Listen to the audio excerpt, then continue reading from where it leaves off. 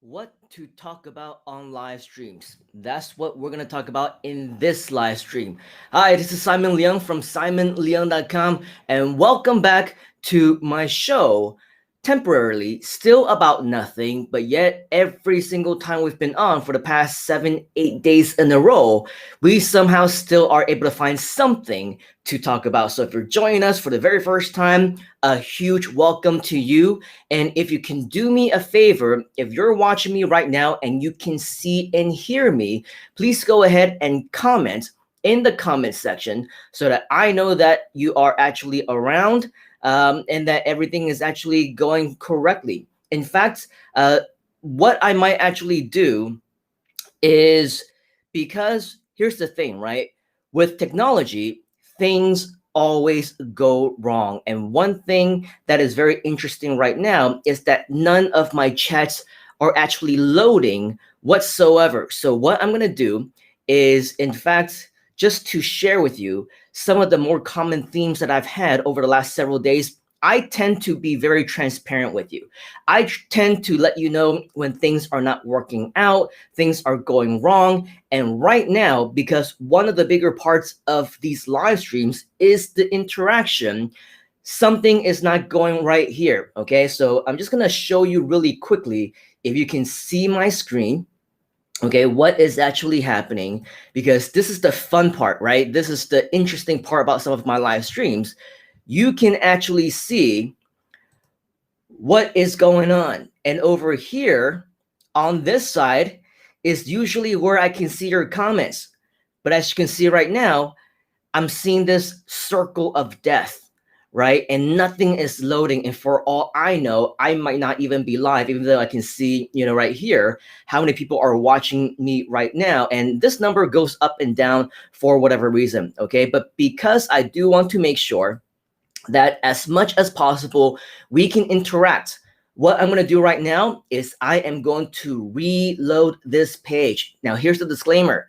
I have no idea what is going to happen when I reload this page, okay? So maybe I will go dark, or maybe it will restart, or maybe I will just continue. But regardless, if in fact it does go dark, what I would recommend that you do, depending on where you are right now, whether you're on YouTube or on Facebook or on Twitch or on Twitter, just refresh the screen and maybe you will see the new video yourself, okay? But regardless, we want to make sure that this chat feature is happening.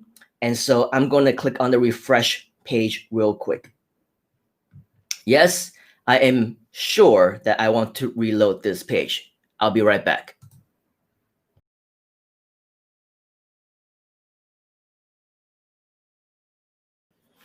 Okay, so it looks like I am back on this page. Depending on whether or not you're able to see me on the same screen, or if you have to open up a new one, I have no idea. But just to give you a quick reveal on how my screen looks like now, okay, you can see that the circle of death is no longer there. Okay, which means that if anybody starts to leave comments, I will now be able to see it. And previously, if you had left any comments across any of the different platforms, I wouldn't have been able to see it because you saw what I saw, right? It was just turning and turning and turning. So if you're joining me for the first time, if you're here and you are watching, I would definitely appreciate it if you can go ahead and say hi. I know, just like what Carol is doing, as you can see over here. All right, we have Carol who is saying hi.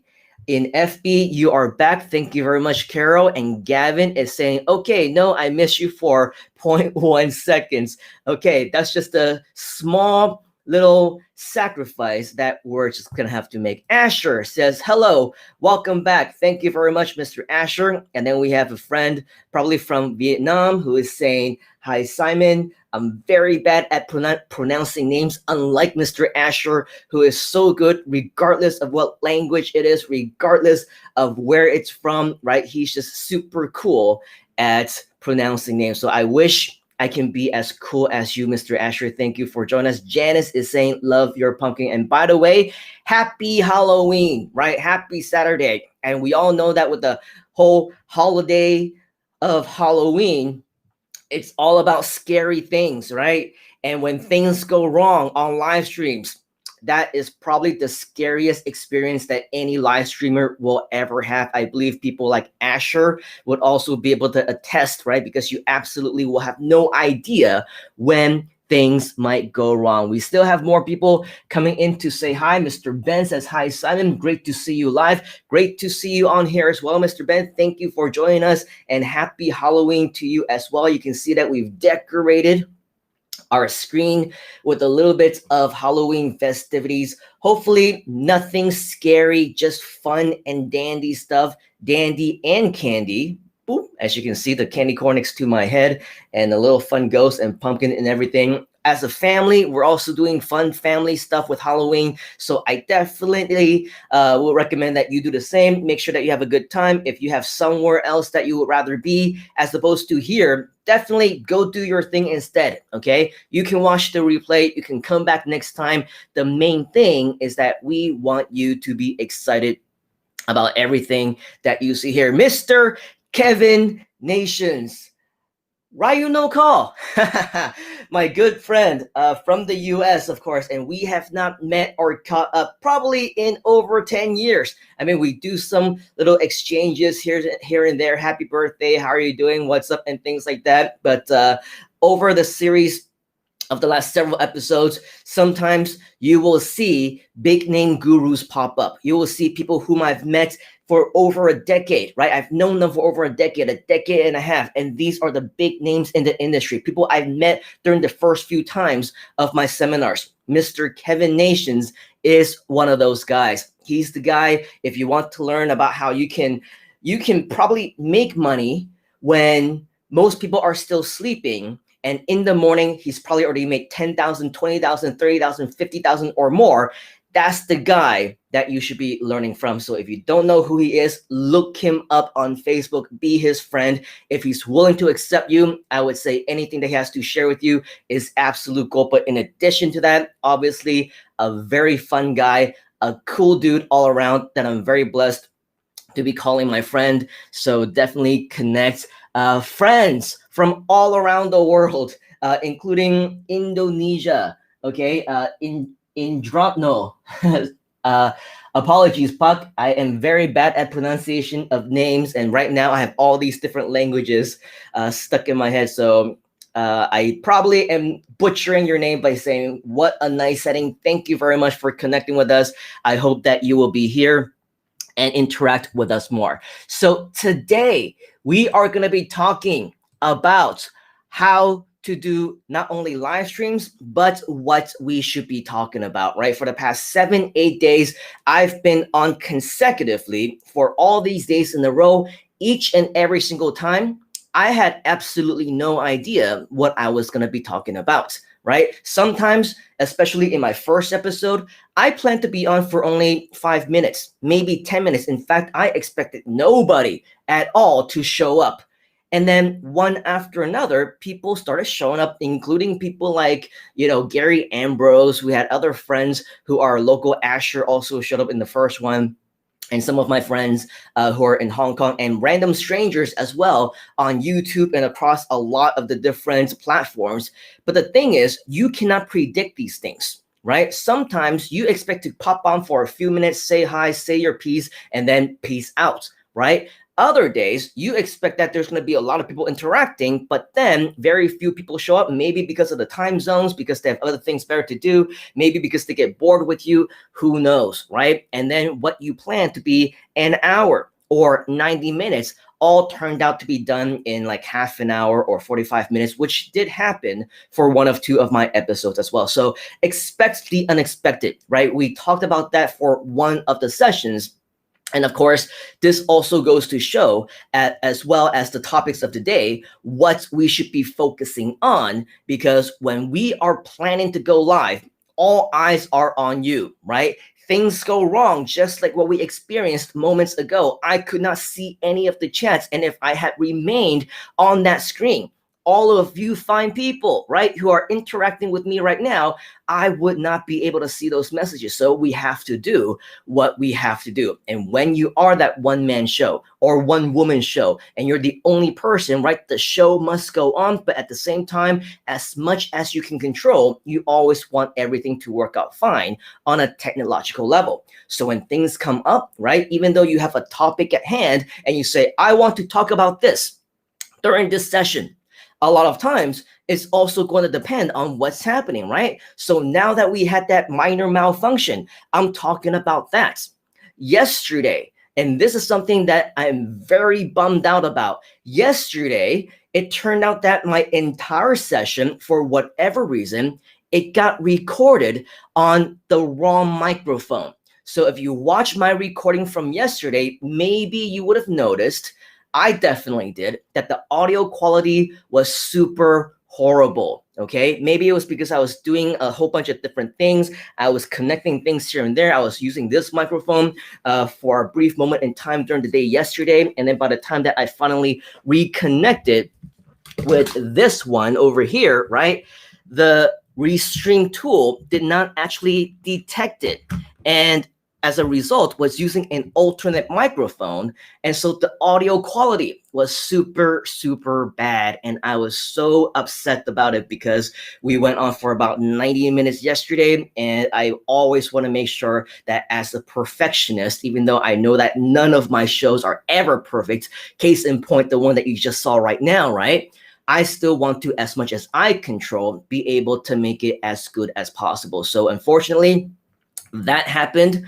But again, it is what it is, right? That's what happens when you're on live TV. That's what happens when you're on live streams. That's what happens when you're live on the stage. When things go wrong and all eyes are on you, that is exactly what you will need to do, right? You will just need to figure out and problem solve in front of your audience. Let them know what's going on. Don't try to hide it, right? Don't stay silent trying to figure out what's going on and things like that, because when that happens, a lot of times things are going to go wrong and people will see through that and they will say, oh my gosh, what's happening, right?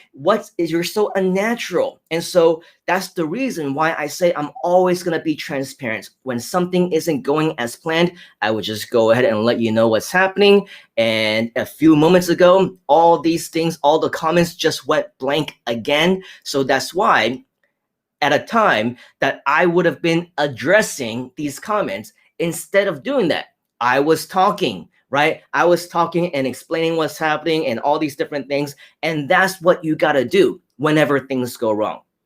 You know, you can be transparent or you can talk through it. And when people are watching you, they don't always want to see every single problem that you're solving, right? They want to listen to you. And so if at all you can control it, just continue to talk. Case in point, right? Another time, a few weeks ago, when we were on the Groovathon, where you can learn more about that right here at simonleon.com/Groovathon, I was doing an interview, or I was scheduled to have an interview with my good friend, Ernesto Verdugo, okay? And on that particular live stream, that interview, he was supposed to be talking about how things go wrong on live streams, right? And that's why him, along with his friend Dave Crane, who do a series of live shows, check it out if you haven't already, on LinkedIn, on Facebook, search it up. It's called Toilet Paper Diaries. They are the most professional live shows that you will ever see, right? There are like almost no mistakes. Everything is supernatural, a great flow, right? And they also have all these B-roll and professional transitions into different screens and different third-party type of clips, which makes it look like a super professional broadcast, right? And his secrets was that a lot of these things were actually pre-recorded. He wasn't doing them live at all. And the whole thing during that interview was that he made a big point that said, interviews, live streams, anything that's happening as they are, things go wrong. And funny enough, on that particular morning, right, during that particular interview, when he was supposed to be on, I believe, at 9 a.m. my time, which was 9 a.m. Eastern, he could not log into StreamYard. He kept getting kicked out.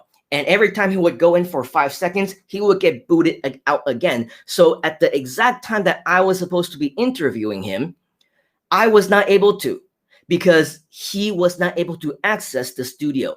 So goes to show, right? A perfect example when things go wrong during that live show. It went on for over 30 minutes. And during that 30 minutes, I was just trying to say whatever I can that I was grabbing from the top of my head. Maybe it made sense, maybe it didn't, right? But as the old saying goes, the show must go on, right? And not until after I gave this 25 long, unplanned, unprepared monologue for 25, 30 minutes, and he was finally able to log on, did I finally reveal this was the problem that we were experiencing for the last 30 minutes. And this is what you're supposed to do during live streams, right? So anything that you may plan, anything of topics that you want to talk about, a lot of times you will need to expect, like I said a few days ago, right? Expect the unexpected. A lot of the times your plans may not go as planned. And so you would need to come up with a plan B. Now, we're going to go back and see, because finally we have some of these things who are finally showing again in the comments. Finally, we're able to see them. Okay, Asher is saying, haha, let me know if you want a sudden guest to join in. Definitely, anytime, Mr. Asher. I just need you to be free, right? Because you mentioned that you're going to be busy for the next week or so. But anytime that you are able to join us, you let me know as well. Or if you want to join right now, you can also let me know as well, because anyone at any time would definitely be more than happy to have you on as a guest, simply because of the value that you want to share. Kat is saying, hi, Simon. Great to see you again. Great to see you as well, Kat. Thank you for joining us from YouTube. Jessica is saying, hey, Simon. Great to see you again. Thank you, Jessica. Great to see you as well. Amber, long time no see, girlfriend, right? It has been such a long time. I think the only place we've ever met are the few trips that I made to Denver. And again, this all happened over a decade ago, but I will never forget all the times that we hung out and things like that. Amber, you are a class act. Thank you for joining us. We definitely need to catch up. We always say this year after year after year, but we never do. I think it's about time. And if you're still around, let's make sure that we lock in some time to catch up. Jessica is saying, cool pumpkin. Happy Halloween. Lots of scary things happening today during this live stream, that is for sure. But happy Halloween for all of you who are watching. Amber is saying, I started with Restream too, and I gotta say, switch to StreamYard. So much smoother, better, more cool options. You'll have a blast with it, Sai. Thank you very much, Amber. We did use StreamYard for 2 weeks on the Groovathon that we did a couple of weeks ago. And the plan for me was to use a series of different platforms and also share with all of our folks who are watching the benefits, the yays, the nays, the pros and cons, and all of them. And right now, I gotta say, a lot of what you're talking about in terms of StreamYard, I gotta agree with you, because it is a little bit more longer in terms of having been around longer. I think relatively recently, Restream just launched with their beta version. And so, you know, right now, while we're waiting for all these additional features to be improved, I do have to say that probably StreamYard is a little bit better. So thank you very much for your feedback on that, Amber. Carol is saying alternative, designing a checklist. Very cool. Jessica is saying your ghost is so cute and not scary. No. The ghost, definitely Boo right there, is not scary, just like the Boo in Super Mario Brothers is just cute and cuddly and things like that. But the things that are happening on Restream today and all the technical challenges, right? That is scary stuff. We have Sadguru from YouTube is saying, YouTube, TikTok, video channel idea, it is working or not? I'm not sure what the question is, but you know, I think what you might want to do is tune into my session from yesterday about building relationships and knowing, Mr. Sadhguru. Hi, first of all, nice to meet you. This is the very first time that we have ever connected. But if you want to learn more about YouTube, TikTok, video channels, and things like that, as well as ideas on whether or not they work, I highly recommend that you go to my YouTube channel right here, youtube.com/Simon Liang. Take a look at some of my previous videos that I've done over the last several months.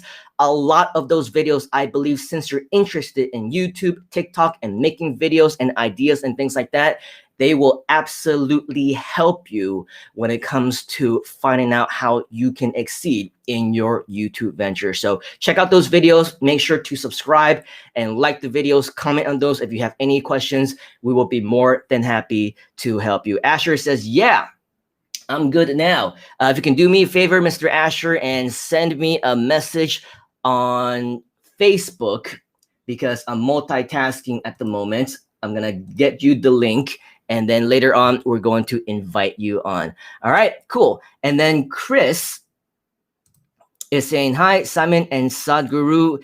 Is that really you? Well, I can speak for myself. I'm definitely me. And then Jessica is saying, replying to Asher, ow, as in Michael Jackson, ow, hey, Asher. Okay, so very cool. Let's go ahead and continue on with some of the topics that we have for today. And in the meantime, Mr. Asher, I'm going to wait for your message so that I can send you the link. All right.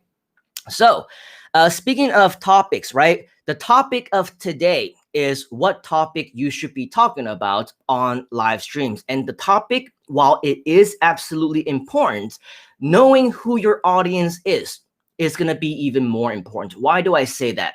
Because if, let's say, there were people who came to my YouTube channel and they subscribed to my channel and they found me because of those videos where I was talking about TikTok, where I was talking about YouTube videos, where I was talking about channel ideas, about making money on YouTube and Facebook and other videos without showing your face or whatever else.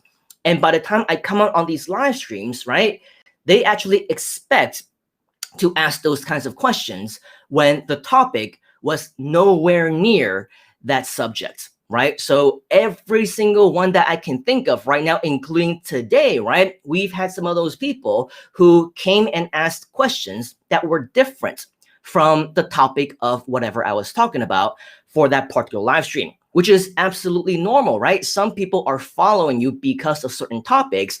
So that's why I say knowing your audience is even more important. So how will you set those goals? How will you set those objectives for yourself? Well, here's the thing, right? Speaking of goals, you need to have a goal, whatever it might be, for your live streams, for your YouTube videos, for your channels and pages or whatever else. Because if you start to talk about something and then people start following you because of that topic, then unfortunately, people aren't really going to be following you for you. Okay. So as much as I try to, for the last 7-8 days in a row, it's been slightly off topic, right? On things that I normally talk about, things like SEO, things like online business, things like making money on the internet or internet marketing strategies or YouTube videos even, right? A big reason why a lot of people subscribe to my YouTube channel. So here's the thing. When we are online now and we're streaming and we're basically having our own show, a lot of times people aren't really going to know what is your topic at hand, right? And so when you don't really know what even you want to talk about, how can we expect others who are joining you for the very first time also get to know more about you, right? So it's very important that, number one, not only should you have a backup topic in case you run out of things to say, but you also need to know the audience. And that is why I always check the chats, right? That is why I always interact with you. That is why I always make sure that we ask you to leave comments so that we have a conversation with you, right? And let's say, for example, last time that we talked about this right here, right? Jessica is saying, replying to Asher, right? So Now we know that within our community, within our videos, people are interested in also interacting with one another, and people know each other as well. So when you know that, then you can address it. Another example, let's go ahead and continue on reading some of these different comments, because a big part of what I do is also interaction, right? I respond to your comments, I answer your questions. And so when it comes to me about what topics I talk about, right? A lot of times I don't stick to the topic for a very long time because of all the interaction that's going on. So for this, Chris Unknown is saying, Sadhguru, what brings you to this level? Don't you have a team of followers? Simon, YouTube, Sadhguru. And then he's saying he's a famous guru. I don't know if you're talking about me or Sadhguru, because Sadhguru actually has the name guru in his name as well. But whatever else. All right, Asher is saying, have already sent you a message. Thank you. I received your message, and I also replied to your message as well. Speaking of famous people, right? Mr. David Lemon from Lemonade and all the other cool Lemon shows, representative of the whole Groove team and everybody who is there in the Groove community. He is saying, Mr. Leong, I have a feeling you got pulled into the live streaming craze. I know the feeling. Yeah. And that is why, actually, for those of you who don't know Mr. David Lemon, absolutely get to know him. Search for him in the Groove community. Search for him on your Facebook. He is the most down-to-earth guy that you will ever meet within the Groove community.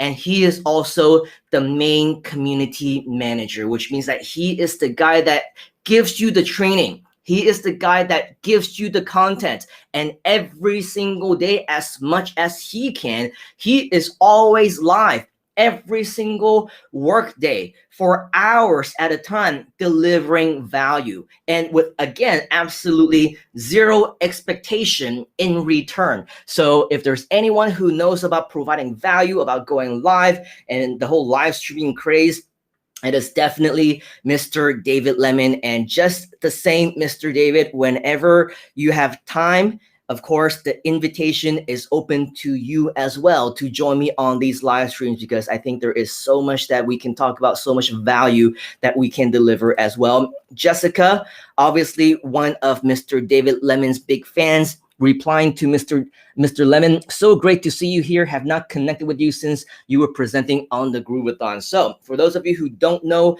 about the Groovathon and have just joined us, here you go, right? Learn more about the 14-day Groovathon at simonleon.com/Groovathon. You will learn how you can get access to everything that happened for over 300 straight hours. But not only that, you will see some of the featured presentations from the sessions that I hosted, which was Groove at Night. All right, going back to some of our sessions and our topic at hand, all right? What we want to do is to make sure that when you understand the topic that you are talking about, definitely live streaming is the key. I mentioned that things are going to go wrong and you will never know what is going to go right. Yesterday, we had a session where the entire microphone, the wrong microphone, was being used and the audio just sounded horrible. Today, I had the comments that didn't load and I had to refresh the actual page, not knowing what's going to happen to all the streams. There are times when I watch back my recordings, right? And then suddenly I will see that things got glitched, right? I froze and then the sound got cut off. This is technology and things happen. And so when push comes to shove and you really need somebody to back you up, right? Something that unfortunately, when you are that one-person team, it doesn't happen very often. But today we are very lucky because during the live stream itself, you heard and saw a comment from Mr. Asher, who joined us just a few days ago, but he was very busy with his own classes. He had his own live streams going on. He has his own private group. He had his own, I think he also had some auditions and he was doing like his whole plays and actor stuff. So he's really a famous Singaporean actor. If you don't know who he is, search him up, okay? Because not only is he super cool, but he's also very talented.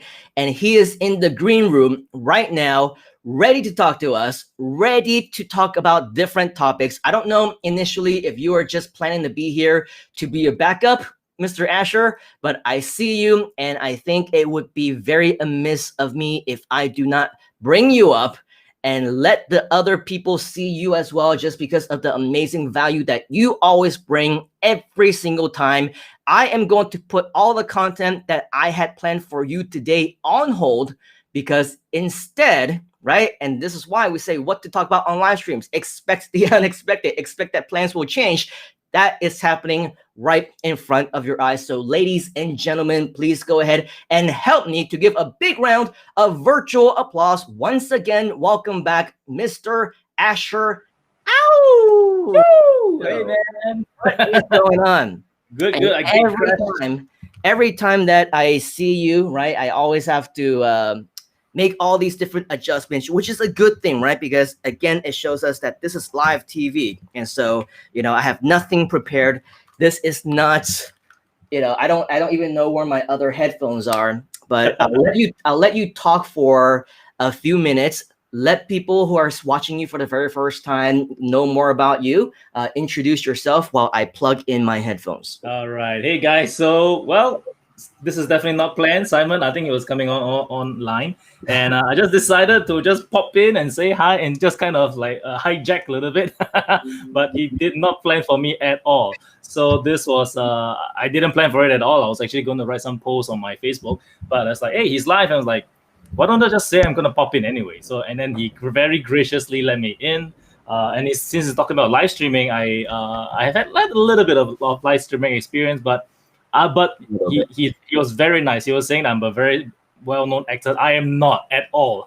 I just like to act. I just like to perform. I've acted on TV, have acted on stage, on theater, but I'm not like a very, very big star. I'm not. I'm just a dude that enjoys it. And yeah, so this week has been a little bit hectic, and I got a bit of enough rest, and just decided to pop by. And I'm pretty sure now Simon seems to be cool and relaxed now, so I think it's all good right now. Yeah. Well, since you are here, why don't we make it a conversation? First off, let's just address some of the remaining comments that we have. Jessica, of course. Jessica knows you very well, and she's saying hello to Mr. David Lemon. We need some of your lemonade and lemon drops. I don't know, Mr. Asher, if you're familiar with some of these shows that Mr. David Lemon also does on the Groove page. As well as the Groove YouTube channel. But I call it a different thing. I call it a lemon juice. yeah, right. Lemon juice. Yeah, and that was what you extracted from him, right? During that 1+ hour of interview that you did with him, which, by the way, still remains some of the classics, which were your interviews, because it was a good kind of wraparound, right? And so for all of my Groove at Night sessions, you were actually my very last guest, official guest. And then we turned that around where you actually interviewed me. And I think that was a very nice way to kind of end all of our sessions, because it was a great learning experience for everybody. And I'm your first guest on this one. You are my first guest on this one as well. Chris is saying David Lemon needs to do more videos on his own channel. Yep, you and David Lemon need to do more lives with each other and get more attention for the value that you both bring. Absolutely. And if David Lemon, if you are still watching, you have some great fans around the world. Maybe since you're here, you can help me to pronounce some of these names, because from what I remember from you, you are just super good at pronouncing these names. So how would you pronounce this? Jami Enterprise. Jami Enterprise. Okay, Jami Enterprise says, hi, Simon. You are so great on the Groovathon. Lot of blue and insightful advice. Thank you. Thank you for joining us during the Groovathon, and thank you for joining us here. What's the Spock thing? Spock. Yeah. Live. What's the phrase? Live long and prosper. Long and prosper. Yeah. Yeah, there you go. Star Trek for all us. Revealing our age. All us nerds, right? Hey, it's still on YouTube. Kids watch YouTube. It doesn't necessarily reveal art. Somebody said that Brady Bunch. I made that Brady Bunch reference the last time that we were on. They say, hey, you're too young to remember the Brady Bunch. Probably true, but YouTube reminds us of things that happened in 18, 17, 16, 1500s every single day, right? Jessica says, replying to David Lemon, expect the unexpected. Welcome back, Mr. Asher. Carol also says hi to you. Let's see whoops, let's see when you challenge someone of your audience to pop up live. Hey, that just so happened today, right? Just Challenge now. has been accepted. Yep, challenge accepted. So let's see who's the next one to accept that. Chris is saying, what is the most amount of people you could have on your live platform? So I guess it depends on which platform, right? For Restream, I think it's the same as StreamYard, also depending on which plan you have. Actually, when I've for that, I've tested quite a few others that I can't think of right now. But generally, it all holds true that the max, all of them can hold a maximum of 10. That's the max. Yeah, but there are also a lot that have less than that. I see some that only can have 2. I see some that only can have 4. For the one that we're using right now, as well as StreamYard, which we use for the Groovathon, and also the one that Astro uses, you could have a maximum of 10. So probably not so recommended, I would think. It might actually put a lot of weight on the bandwidth or something. We haven't tried it, but I think on the Groovathon, after a certain number of people, we start to see a little bit of lag, right? Actually, that will come because my experience is when it comes to the load itself, it's actually pretty much no load on your side because it's all on the server end. And that's the cool thing about StreamYard is that this isn't a StreamYard pitch anyway, but I'm pro StreamYard. Because the load is all very much on the servers itself, the cloud server, and very much not onto the computer. Because I just upgraded my computer like literally last week only because I was going to do a live show, my live workshop, and I just know that I needed something that I could trust. Because so I bought and upgraded my PC for a peace of mind, so that I know that my computer won't blow up halfway. So yep. Yeah, but when I did all the previous trainings, whatever kind of stuff, it was all done on a $700 computer that's like 5 years old. So it's like a very cheap computer. But StreamYard was a star. It managed to truck carry on, and then just able to deliver whatever I need to deliver. So I know for sure StreamYard is able to keep it very light. But usually, if you experience latency or lag, they will very very likely on your own computer, where your own computer is actually experiencing the lag. So yeah, I think very similar to you, because I also have multiple machines and I have the desktop and everything. And just before the 14-day live stream, I made it a point to upgrade my RAM from 32 to 64, and I updated some of the software and things like that. Because if you're on for so long, that's when you increase obviously the chances of things going wrong, right? Things going down, and the blue screen of death if you're using Windows. And now even if you're using the Mac, it even starts to slow down and do certain weird things as well. Close the stuff automatically and everything. Yeah. So nothing is immune whatsoever. But yeah, definitely when it comes to live streaming and technology, a lot of times you can plan ahead all you want about what you want to talk about the topic, about what your people might want to hear about. But at the end of the day, if the technology isn't cooperating, you also don't have a show, right? Yep. If your Wi-Fi goes down, you don't have a show. If you have to refresh the screen and then people lose you and then they'll come back, then you lose your audience and all those different things. So I think it's really a big combination of everything. And I think that a really interesting niche that we kind of found right now with some of the live streams that we are doing is we're not necessarily talking or deferring back to some of the things that we were talking about before, right? We're not talking about psychology. We're not really talking about making money online or internet marketing or YouTube or whatever. Some people who find us, obviously, they will still leave comments and they'll still ask you questions related to what they know you for. But ultimately, for the last week plus or so, all I've been talking about is different experiences with live streaming, with technology, with a little bit of mindset stuff in terms of how to deal with people who are going to troll you, what happens and how you would handle things when things go wrong, the things that you would say on the air and things like that, how to make yourself more presentable, not physically, obviously, because now I didn't even get things right. I couldn't find my regular earbuds. So now I'm just wearing this, but we're casual in that respect, so you're not going to see me in like a suit or anything like that. But that's not what we're talking about, right? That's not what we mean by appearance. Appearance meaning the perception that you give to other people. Perception as in, do you have their best interest in mind, regardless of what topic you might be talking about, regardless of what you have planned or not have planned. Are you interested to interact? Are you interested in delivering value, right? And I think the fact of the matter that both you and I, we interact as much as we can. When people leave comments, we click on it and then we address it and then we say hi and all those things.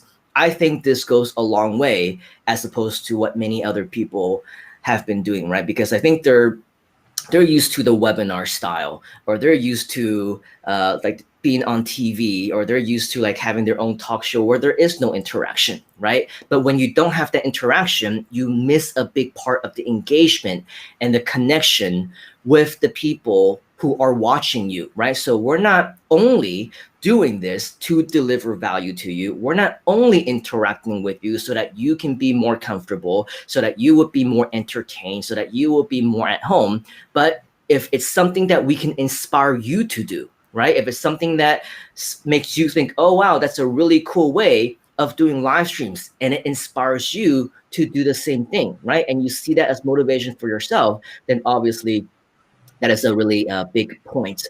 Actually, there's Goal to that add we on have. to that comment. Actually, is very true, because one of the what you say is very correct and accurate. Is that this is not a webinar. This is actually an opportunity for you to actually connect with the people who are watching you live, and that's the beauty of doing live stream. It gives you that opportunity to interact with people. But a lot of people tend to forget that this is not a webinar. This is an opportunity for people to connect with you, and that ability to connect is actually very, very precious. What do I mean by that? A lot of people who feel that when they come online, they're not sure how to interact with different people, or they feel that the comment needs to be addressed only later or correct segments. Not true. You should. My experience after doing quite a few lives is that if you are able to engage with the audience immediately once you see the comments come on live, it actually increases stay on rate. Because if you're able to call on the person's name at the very beginning, which is why, Simon, when you saw in the live when I was doing on Groovathon, once a comment came in, I immediately called it out, right? I didn't wait a while. I just like immediately called it out. So that's something that actually gives you that same opportunity inside doing a live show. And is also because it increases the people who stick around. So just immediately calling it out. Like, for example, you're not going to click on it, but I can see like Jami, who actually says right on in terms of the pronunciation of the name. Jessica has also commented. Chris unknown, I know, but in terms for us, there's a little bit of OCD, like we want to make sure we go through each comment one by one. But if we were able to run through all the different comments and just address it and just read it out, that actually increases stick-on rate. Whether you address the question in it or not, that's a different thing. But it allows you the opportunity to keep people engaged. And the very cool thing is that when we are doing a live session like this, I think there are some people feel that they are the teacher, they want as speaking right now, they are the guru, which I have seen, and they don't want to talk to the questions, they don't want to speak to any of the questions. But the problem is that when that happens, right, you're in a live stream, other people read that comment, and other people know that when you select a comment to show on screen, you can see even the bad comments as well. So they know that you're being selective with the comments. So this actually gives live streamers a perfect opportunity to train their responses. Now, especially at the start, because like, for example, when you're starting out, right, the comments are coming in slow. This is actually slow. If you really want to test the speed of how fast you can reply to a comment, you got to check out how the gamers are doing. We got gamers when the comments are flooding. It's like going through quick. It's insane. But then so what's the very cool thing is, how do you get attention to that? That's when a monetization comes in, is that you actually pay to get your comment highlighted. That's another stream of income. But before we get to that, you have to learn to be able to interact with people as they come in. Because as the comments come in, it actually allows you to interact. But it also allows you the opportunity to address people who ask you questions that you may have never thought of. It trains you to be able to think on the spot, to address on the spot. But also the other tricky challenge is, how can we, after we've addressed it, to come straight back into the topic that we're talking on? So that is a challenge that I found for myself, that when I'm speaking on live, so that's why having some actual slides or some train of thought to go towards, so that once you're done addressing a question, you hit back, or you have a question that when, for example, there's a question that came on screen, you just immediately say, hey, that's a great question, you show on the screen, but I will address it later because that's coming up. So just stick on, tell them to stick around, and after what your question, it will be addressed in the presentation later. something like that. So it keeps the people coming back rather than you giving your information up front. You just tell them, you know what, your question, great question, is coming up later, stick around. It engages them, it tells them to stick around a little bit longer. So that's a very minor thing when it comes to doing live streaming, but a very crucial thing. It is the live interaction that helps people stick around as well. Yeah, that's a great point, because it really is along the points of what we're talking about today, right? Because today the actual topic is what topics should we talk about on live stream. And in the beginning, we already addressed, right? Even if you have a topic at hand, a lot of times we can't really stick to that topic for too long because things change, things go wrong, you get distracted. And just the same when Asher is talking about when you're doing these types of interactions, right? A lot of the distractions happen during that, because now that you start to see people coming in and saying hi to you, you want to address them. And so it's very easily to drift away from the actual originally planned topic. But like Asher said, if you can somehow stir it back, right, to that direction, and I'm not always successful in it, but as Asher is talking about, right, it's a good opportunity for you to test yourself, test your own skills, and see how you can improve. Exactly. And because I think is we got to start early, because when you do it early, this is you keep the damage small, right? So you got a few people. That's when that's the best time to test, because some people feel, oh, I need to, make to have 100 people on before I can go on live. You don't have to. If you start small, right, you actually interact small, you actually can get that practice needed before you get onto the big stage. Can you imagine going to a big stage and people ask you questions that you don't know how to handle? That's a bigger problem. But if you're on a smaller stage in a situation, even though everybody can see you, but when there are people watching you on live immediately, and the numbers may not be that big, but you're able to interact every single one of them, that skill will translate once you've learned it to a bigger number. Because if you don't have that training at the very early stages, once you get to the bigger number, you may be lost. You may feel overwhelmed. But you have the smaller practice, the smaller stages, you'll be good. Yeah, so actually it's very similar, being on live versus like live as in live stream versus live as in live on stage. Because a lot of times you cannot predict how many people are actually going to show up. Sometimes, if I say that in a live event, for live in-person event, even if one person shows up, I will still put on that big show for them, right? But if nobody shows up, then the show is canceled. When you're on live stream, right, even if nobody shows up, the show still goes on, because you know that people will catch the replay and they can come in at any given time. Yep. So how you interact, right, how you predict, you cannot predict these things. Like I said, during my first session, I was not expecting anybody to show up at all. And that planned 5-minute session of going live for the first time turned out to be over an hour. Our 10-20 minutes talk yesterday turned out to be 1.5 hours. Yeah, exactly. And then a few days later, I expected it to be a little bit longer. But, like I said, I'm always on at different time zones, because I want to try and see which kind of different crowds that we can get at different parts of the world. And then one day, I guess I picked a really bad time zone where just practically nobody was on. And so what was originally planned, I set aside an hour and a half. We ended the show in about 45 minutes or so, because there was no interaction, nothing was going on. I was already done with my content, and there was just nothing going on.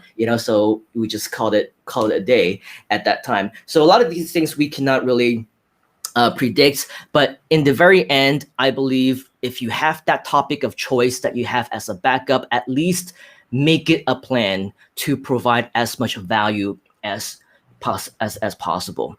Okay, so going back to some of the, I don't even see where we left on the comments. That's the thing, right? Yeah, that's the point, right? And what you said, as fast as possible, we want to click on them or whatever. But sometimes you're just kind of in the middle of talking about something, and then the comments still coming in, and pretty soon you kind of lose your spot. But Actually, Jessica, I found that one of the things I've found is my experience is sometimes you may not even need to read the question. Sometimes if you just like click on that question, the comment to show it on screen, it just lets people see that they have been acknowledged. This is kind of like, on WhatsApp, you have the 2 blue ticks. You may not respond, but they have been acknowledged. So that's what I've done as well. When I come on live, I just simply click on the comments that show up. And then if I need to, I head back to one of the comments which I've addressed before, and then I talk to that. But usually I found that doing this also increases engagement. It also increases people to stick around, because the reason why to me this was very important was because when I started, I literally had multiple times where I had 0 people who turned up. Multiple times, multiple times. But when there's 1 or 2 came on and I would immediately say, hey, welcome, whoever is watching. I don't know who you are, but please leave a comment so I know who you are. As soon as one person leave one comment, I will just immediately flash a comment out, even though I'm talking halfway. So that actually kind of gets that person knows, that person will know, oh, I'm actually, I've acknowledged that person. I may not even read that comment out. So because for me, when I first started, I had 0.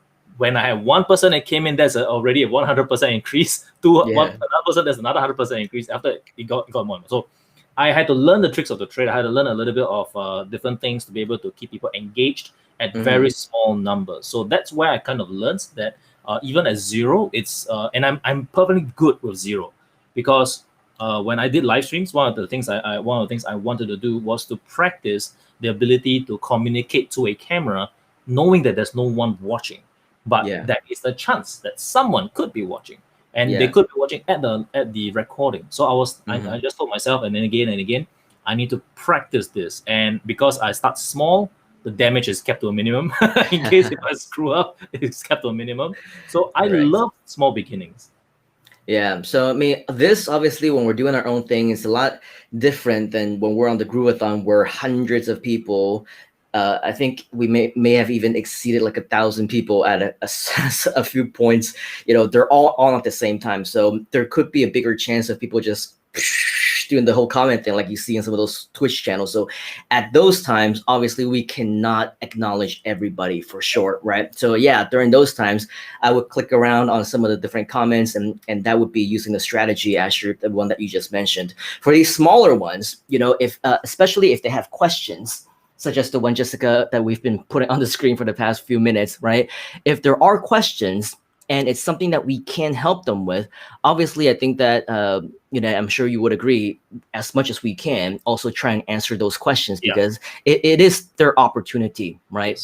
It is their opportunity to ask questions and build rapport and things like that. But there is that fine line, because I'm not sure, Asher, if you watched yesterday. I think it was yesterday when I was talking about how it's important for you to build your relationships. I was talking about it's not what you know, it's also who you know, right? And it's talking about building your networking. It kind of bleeded off the things that we talked about during our session last time, how I met Tom and Mike and all of them. We became friends and all those things. But I'm talking about when we have these types of environments, and it's very similar to when you go to a seminar, right? And people don't really know you and you don't know them for sure, but they see you as maybe a speaker or somebody on expert panel. And then they come up to you, and before they even say hi and no pleasantries, just kind of skip through all the courtesy stuff. Hey, let me know when you have 5 minutes, and I want to pick your brain or something, right? And or maybe they say, can I get your handphone number, right? And you know, it's like, first of all, hi, nice to meet you. What's your name, right? And then second of all, let's get to know each other first, and let's see how we can further build our relationship, right? And so some of the times, you will also see those people on your live streams, right? And people you don't know, they're coming to you for the very first time, and they're like, hey, can you check out my channel? Or I have a question, or I have an idea. And so again, I say, well, first of all, hi, nice to meet you. You know, build that relationship first, because even though we're doing our part, and I'm saying, yes, I will still answer your questions because that's what we're doing, don't take advantage of it, right? Don't take advantage of our niceness, of our politeness and everything, and just our willingness to help by skipping through all those things. That is, I believe, human nature, like just the most common of the most common sense, is just to be nice, right? And just to have manners, and you know, just to greet and say hi, how can I help you, before you ask for help in return, right? So that's a very interesting point that you brought out again, because like I call this, actually I think it's observable, but this, as speakers, we have the celebrity effect upon us. So you know, we speak on stage, you know, we appear on screen, even though again we're all like normal human beings, but we have in a sense a celebrity halo upon us. There's an effect on that. And some people, because of that, it causes some people to get into a certain state of frenzy. It does happen. So therefore, when they get to that state of frenzy, they don't operate as per normal. Therefore, they react or behave in certain ways that they don't usually do. Case in point, for example, if let's say you look at actual, those big Hollywood stars, I'm impressed by sometimes when I see some of the stars, what they do is they actually take the time to go to interact with the people who are crowding outside, to shake their hands, to say hi, to meet, to take photos with some of them. Even though you might think as a fan, you'll be like, oh, you know what, that's what they should do. But what you might not have known is that some of these fans can get overly extreme. And some of these fans, hidden within the fans, there may be haters. So when instead of wanting to shake your hand, they are ready with some kind of powder to throw at your face or something, which has happened to some of you celebrities. Or some of them may be so excited when they're shaking your hands, they scratch it instead, or they pull too hard, or they crush it. So that, because when you have that celebrity effect, it creates a frenzy mode in some of the people, which causes some of them to not be able to behave like a regular human being.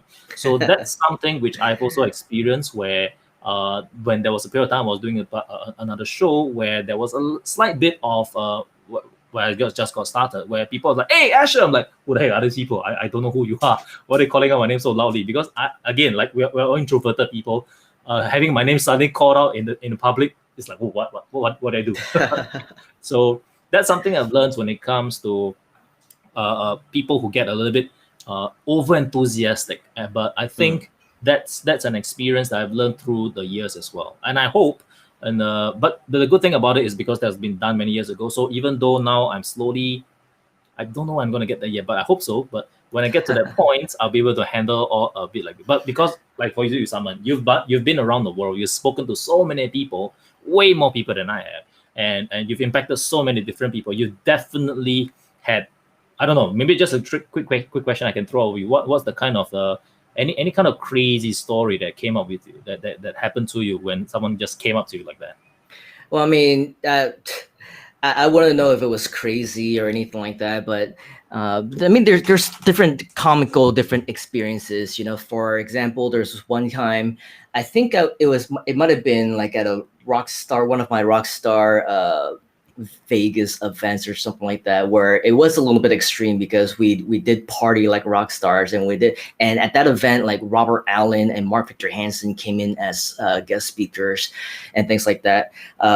And it was really funny because during the entire event, of course, everybody was doing their thing, and I was on stage a lot, and we're also live streaming. And then at one point on one of the days after one of the sessions, either before lunch or maybe it was towards the end or something, like I was walking out with my friends, and then you can hear like all the way across the room, someone is shouting, "Simon, Simon, Simon," right? And it turned out to be a guy, and he was kind of like beside himself, right? He was like running. He's like, wait, like he wanted to come and say hi or take a picture or something, and he just wasn't watching where he was going, and he was like tripping. He literally like tripped over chairs, got back up, and then lost his balance and tripped again. And it was just, I mean, I feel bad. Obviously, it's not cool to laugh at people, right? But it was, I mean, at the end, he was also laughing at himself, so it's okay, But things like that, and then there would always be people who, like I said, it's not crazy, but it's actually very normal at a lot of the events. They just want to drag you aside, and they just have endless questions that they want to ask you, or they get a little bit personal, right? They start asking you about, your personal life and all those different things. So, yeah, I mean, I think any one of us would have different things like that, different experiences. So, I mean, it's good experience. It makes you kind of feel like a rock star, even though, of course, we're not really rock stars. We're not really famous. Maybe we're a little bit known at those events, but it gives you a taste of what that kind of feels like. And, there are probably some other stories that we probably shouldn't share over the air publicly and things like that. But there's definitely different things that I'm sure if you continue on in this route and doing your thing, you'll have those type of experiences for yourself as well. And it's fun, it's definitely, like I said, it's an experience. It's something that will teach you a lot of things about life, about people, about others. And so with that, I absolutely agree with you. I have experiences with people who don't necessarily or weren't really able to act like themselves. Like I'm sure, like that guy, he doesn't just normally walk down the street and trip over chairs, right? So yeah, it would cause them to act in different ways than they normally would. But ultimately, the main message that I want to share in our live streams, at the very least, is just basic human interaction fundamentals. Like we'll let you know, we'll share stories. There are people who are like that. You may be one of those people who lose your mind whenever you see a star, but we encourage you, right? We want to train you to actually be more thoughtful and be more mindful during those situations, and don't let the heat of the moment, right, just kind of escape you, and let all the common sense leave you, right? Still try and be who you are. Be respectful. Don't lose sight of courtesy and manners. Anytime, it doesn't matter. Even like you said, you mentioned during one of your sessions, right? One of your heroes, Michael Jackson, right? Like if, let's say, 10, 15, well, 15 years ago, if we had met them, right? Still, I think most people, that's a great example, right? People just go crazy when he's performing on stage. People are like crying and they have to be taken out because they like simply cannot control themselves, right? But that's like in a very heat of the moment type of thing. If you were to meet him, let's say at a restaurant, right, or at a hotel, or somewhere where the atmosphere is a little bit different, maybe if you had the opportunity and you were given permission to actually approach him, you wouldn't, in your right mind, suddenly go, "Oh my god, oh my god, oh my god," right? You would say, "Hello, Mr. Jackson, nice to meet you," and you would try to do all the. I might. What I'm saying is, in your right mind. So for these lives, right, what we want to do is we want to train you to approach people in the right mindset, and in the right way. A great example would be yesterday. I was talking about how, if, because of the whole groove community, it's very easy for people like Donna, like Mike Filsame, like Tom Beal, to very easily be bombarded with questions. Like they would get in their they would get a lot of Facebook ads. Obviously, as friends, they would get a lot of messages, and usually they would be things like, "Hey, so how can you improve the program, or can I get a discount, or when's this bug going to be fixed, or whatever else," right? And usually that's just going to be the first interaction, and a lot of it is basically in the perspective, even if they are a free member, of me, right? What's in it for me? How can you help me? How can your products make me more money? That type of mentality, right? Or instead, if you actually take the time to reach out your hand in friendship, that goes a long way. Case in point, right? I was telling my story yesterday about how now there is a big opportunity with me working with the Groove team, not just necessarily as, affiliate, whatever else, but maybe even potentially as some kind of a profit sharing partner. And in my conversation, a private conversation with Donna Fox and Mike Filsame, right, they were telling me how the only reason why this opportunity is being discussed at all is because of the relationship that I've had with them over the past 15, 16 years. Am I the most qualified person? Admittedly not, right? Am I the only person with this skill? No, for sure. Absolutely not, right? Are there people who do this better than me and have done it longer and are more qualified? The answer, absolutely yes. But the reason why the opportunity is with me is because of that relationship. It's because we were able to build that friendship over the years. It's because I did not approach them saying, "How can you help me?" It's because for the past 15, 16 years, it's always been me asking them, "How can I help them?" Right? What are the things that I can do to help you in your business? Is there anything that I can do for you? Let me know if there's any way that I can help. I would be more than happy to assist, right? That has been the language, and we have been friends this entire time, and that has been the entire way of what I have been in terms of my approach with them in this relationship.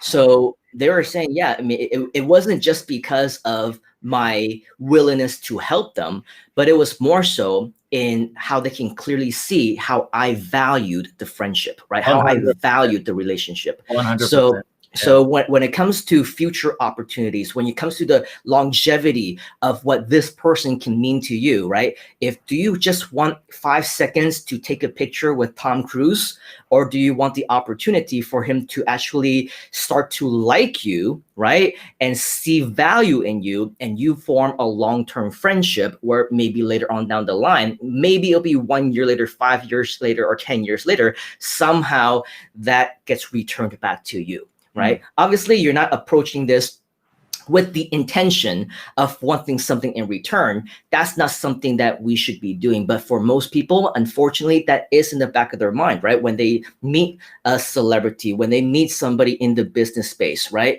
They're thinking, oh, wow, they're starstruck because they see you as somebody who can help them.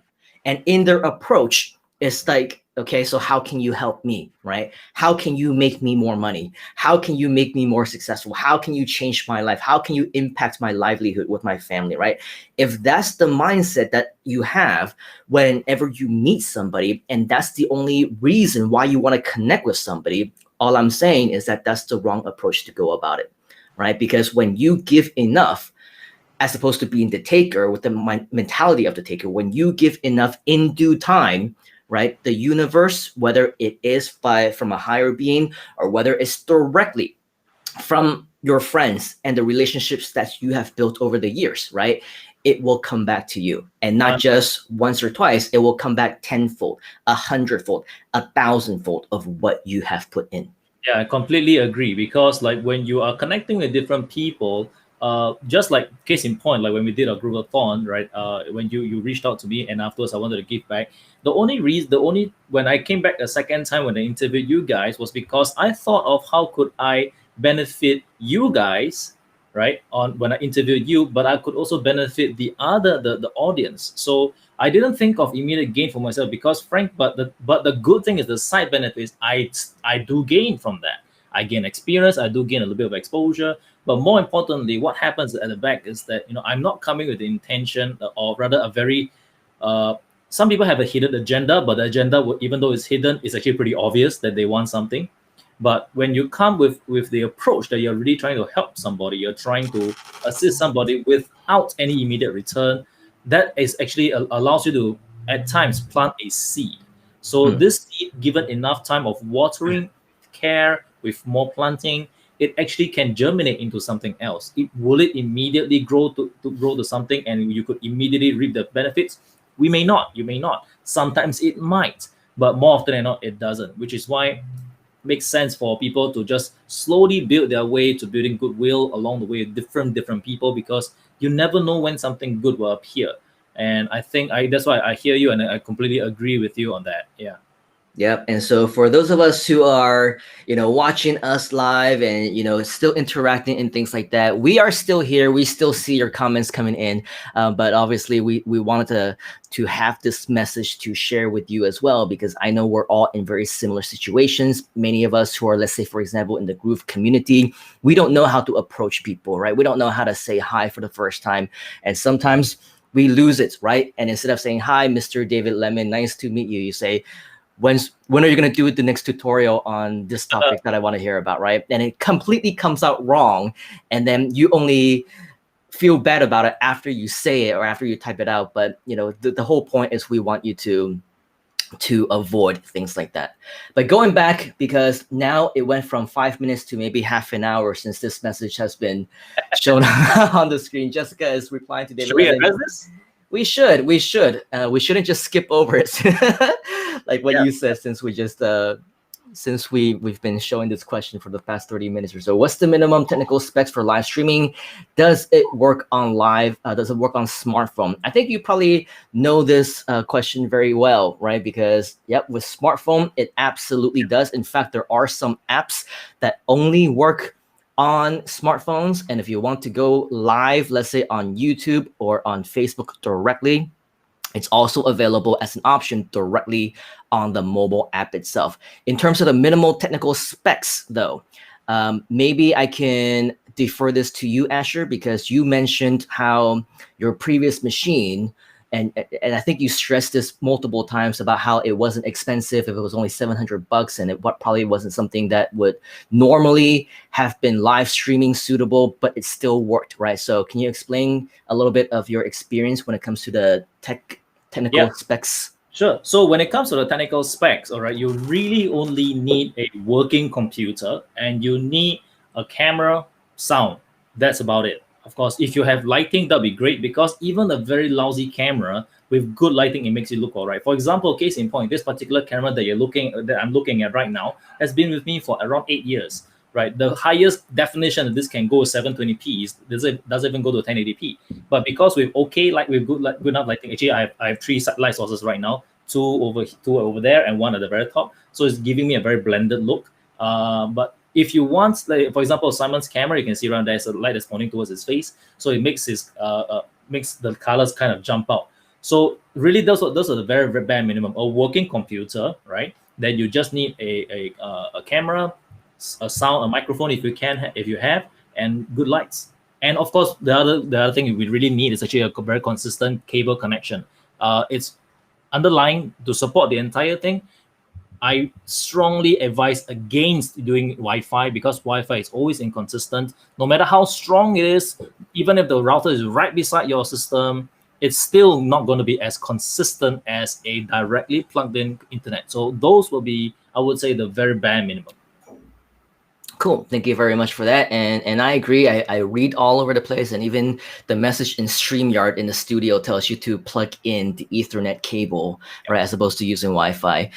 I don't have that because initially when I moved in here, the setup wasn't made for that. And so the router is actually in a different room. And so until I move to my new place next year, that's what we're going to have to make do. And so if I start freezing up here and there, paisei lo, there's nothing I can do for the time being. Paisei means My 不好意思. Yeah, my apologies. I just translated it. Yeah, so actually what I did for me is I actually pulled, my router is outside as well. So what I did was actually I bought an external cable and I just plugged that in and I pulled it all the way around. So you might not see, but actually there are some cables around. So it's actually pulled in all the way so that I have that, because the thing that to me is very important is the experience you give for the audience. That to me is very, very important. So as long as you provide that, and you'll be surprised, as long as you have good sound, okay, you have good sound, even if your camera is bad, and even if, let's say, the thing freezes, but your connection is still stable and the sound comes through, people are more forgiving. But if your video is working, but the sound isn't working, that's a problem because they can't hear what you're trying to say. So sound is very crucial. Your internet connection is very stable.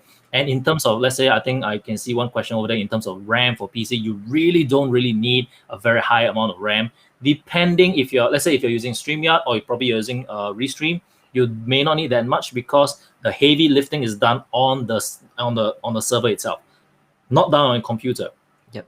If you are using something like OBS where you're streaming from your computer, yes, then you will need a lot of RAM. But if you're using a borrowed service, something like StreamYard, whatever, you don't need, because like earlier I was saying, my computer was really dated, really, really old, but it still held on like a champ. All right. So in terms of microphone, tons of options out there. I personally use the Blue Yeti. Mike Simon Leong is also using the Blue Yeti, using the black one, using my Yeti is like, again, also another very old equipment, 4 or 5 years ago, around, I think bought in 2013, around there. So it's very old, but it still works. There's many options these days. That I like the Elgato Wave. You can use that Elgato Wave. Again, this is not sponsored. Okay, so there's the Elgato Wave. There's the hint, right? So there's the Shure mics. There are the Rode mics. Whole bunch of different microphones out there. But just look into what is your current budget. Get one that works according to your budget, and most importantly, plug and play, because you don't want to be messing around with those drivers. XLR drivers kind of stuff if you're not a techie person. If you are, fantastic. But if you're not, avoid it. Just go straight plug and play. Yeah, no, for sure. And that's why I was so upset yesterday when I realized that my live stream from yesterday was actually using the wrong microphone. And so the quality was super horrible, but nothing we can do about that, right? It is what it is. Okay, so Chris is asking, how many social channels can you have watching you? and having their comments posted on your live platforms. I'm guessing you have FB and YouTube only at the moment, but you can also add Instagram. But could you also add Instagram?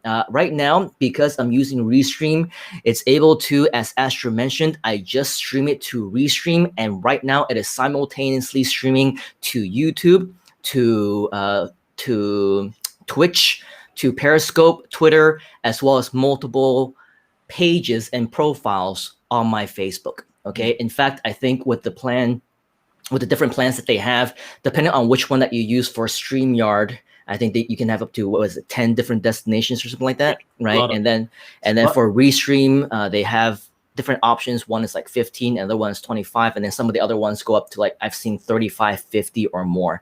So you can actually, in theory, be able to stream to a lot of platforms all at the same time.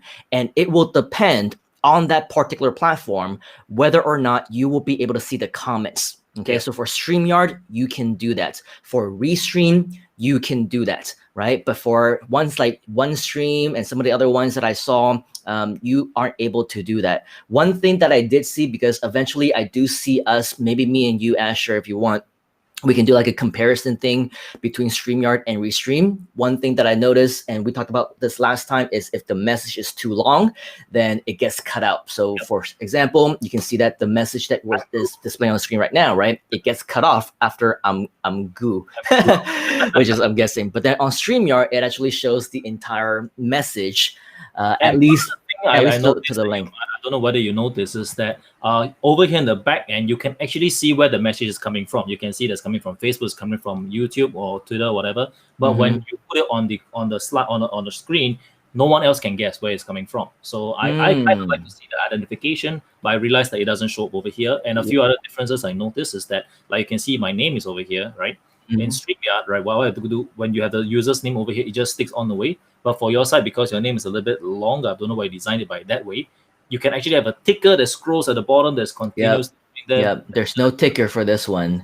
But then the other thing, though, is you don't need to go to streamyard.com/Facebook.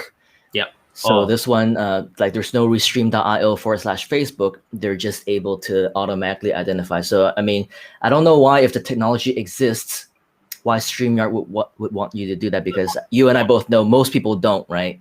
And then you have to remind them several times, and they still don't. Let me do. And then it just says unknown. It says Facebook user, and with a blank photo, like the one that you see here next to Chris, and then you just have no idea who that is. Okay, let's continue on with some more of these. Jessica is saying to David Lemon, especially during COVID lockdown and being at home, social interaction and engagement is even more important. Absolutely agree. Chris, there is a few platforms that have a live connection. So how many could you link up? I think we talked about that moments ago, right? It depends on the platform itself. This one, you can have 20 something. I think for StreamYard is 10, and there are some that are 50 plus. Jessica is saying, I typed my questions in the wrong section. Yeah, we kind of noticed that you kept replying to David Lemon. Chris is saying Twitter's Periscope Live, Instagram Live, Facebook Live, and YouTube Live would keep the numbers up and cross-share with platforms. So yes, we are on Twitter, Periscope, Facebook, and YouTube. By the way, I just want to add to this. I think there's thanks for reading this question as well. If there's any platform that lets you do it on Instagram, don't do it. I say again, don't do it. The reason for that is because Instagram, they are very protective of their live streaming. So you can only go live streaming on their own platform. But there are many people who have tried using other tools to go to stream on Instagram, and they get their account banned. So unless you want to risk it, don't do it. Okay, that is my advice to you. Don't do it. Yep, and I was gonna say, for Instagram, this is not supported actually by a lot of the platforms, including the ones that we are using right now. There is one or two though that did say, if you want a workaround, there is a workaround. Yes, there is a workaround, but like Asher is saying, highly not recommended because it is against their terms of services. In fact, I believe they don't want anything. They don't want their platform being used on anything outside of mobile devices and outside of their own app. So even if you go to Instagram.com, right, and you log in, you'll notice that unless you found a hack, right, you're not going to be able to post directly on the desktop browser, and that's because they want everything to be done directly through their mobile devices. So that's the thing about Instagram. And then one that is missing from this list is obviously LinkedIn. LinkedIn right now is still, I don't know if they didn't even call it beta. It might still be an alpha to be. LinkedIn, the problem with LinkedIn is that you actually need to actually get approved. I've been trying to apply for it and I Right. still can't get it because I probably will need to start throwing out more videos on there. But I know there's some people who managed to get it. Some people got it very quickly, but I still haven't been able to get mine. So Yeah, you need to apply, and I applied for the first time just like a week ago, and they said because of the number of requests, it might take up to 6 weeks or whatever else. But obviously, it does exist. There are people who use LinkedIn Live. I think it's just not ready for prime time, so to speak, and so they're just being really selective on who gets to use it for now. But later on, of course, once it does get released to the public or whenever we get access, it will also be there as well. And then for some of these platforms, I mean, they even tell you it can also connect with things like Kakao. It can connect with things like Vimeo. It can connect to things like Weibo, and a lot of different apps, which I don't really use. So unless I feel like sitting around for hours and hours just trying to, create accounts and linking them up, I don't see myself really live streaming on the platforms that I don't actively use. But right now I am on Twitter and Twitch, YouTube, and a variety of pages and groups and profiles on Facebook. And for the time being, that's I it. think to add on to that as well, the reason why a lot of people want to do something like that is because they just want to get their message out to as many people as possible. While that makes sense, the thing that I would like to encourage everybody to do, when you're doing it live streaming like this, you can address to many different people, but you need to know that every platform has its own personality, right? What you present yourself on LinkedIn may not be the same personality you present yourself on YouTube or on Facebook. So every platform has its own different kind of personality, different kind of breed of people that's over there. So you want to be careful because one size doesn't fit all. So wherever you stream, to just make sure that the message applies to all. If you've been consistent all throughout, you can do that. But just note that if you are going on out all the way out there, even if you can connect to all different kinds of people, you've not made the effort to connect with people in the first place. It's just kind of getting a whole bunch of people just they notice you, but they don't actually pay attention if you haven't been building real connections there. So it's called social networking. So be social and do actual networking. It's called Yeah. social. Correct. All right. So Chris is asking, what was that bad time zone? I don't remember, but apparently I'm on at different times, literally every single day. So whatever that bad time zone was, I'll probably be on that bad time zone at some point again in the future because I'm really bad at looking at the time anyhow. Jessica says, "Don't ask me if you can pick my brain." Right? Chris is asking, just testing something with the hashtags here. Cool. Hopefully your test was successful. But when it comes to the comments itself, right? As the guest on my side, I can't actually see all the previous comments. It stops at a certain point. I can't scroll any further. So I can't go any further Interesting. now. Interesting. Let me see if I can. Oh, looks like I can go all the way I can't. back. Well, that makes me cooler than you then. Yes, Just kidding. always cooler than me. Just kidding. Just kidding. Carol says it happens to me every day. People ask me to like their sites or send me their links to their affiliate products before introducing themselves. Yeah, it happens to the best of us. And hopefully for those of us who are watching, it's a good lesson for all of us to understand that the lifelong relationship that you have with somebody is much more valuable than the instant gratification of having somebody check out your site or subscribe to your channel or answer a question or whatever else and then have your relationship end there, right? Alex, I think this person was also around last time when you were live. So hi, Simon and Asher. And then Jessica is saying, Simon would rather you pick his nose instead of his brain. Ha ha ha, that's a joke. Say hi and introduce yourself instead. I will need to watch Groovathon replay of Asher interviewing Simon. Yes, you do, especially if you didn't watch it live. And Asher also made me cry. So yeah. Chris says, whatever you do in business, there is a lifestyle aside to it. Think about it. You don't want a lifestyle that is shady, right? Absolutely not. That's why we are always as transparent as possible. Unless you're an umbrella business, then you are in a shady business. Yeah. Yeah, shady or dry, depending on how you. In Chinese, when we call people dry, it's not really a compliment anyway. But Gavin says, how the heel, how the hell are you, mate? I'm good, thank you. He's asking if we're on StreamYard. Nope, we are on Restream, which you can learn more about here if you want. simonleon.com/Restream. It is an affiliate link, but you can try it for free. No obligation whatsoever to upgrade, but even when you sign up for a free account, you will still get a $10 credit, which is absolutely a very cool deal. And by the way, I believe in due time, Asher and I will be doing a review between StreamYard and Restream, maybe some other ones. You mentioned this before. Jessica was asking how many gigabytes of RAM for PC, what external microphone, right? So for me, I recently upgraded from 32 to 64.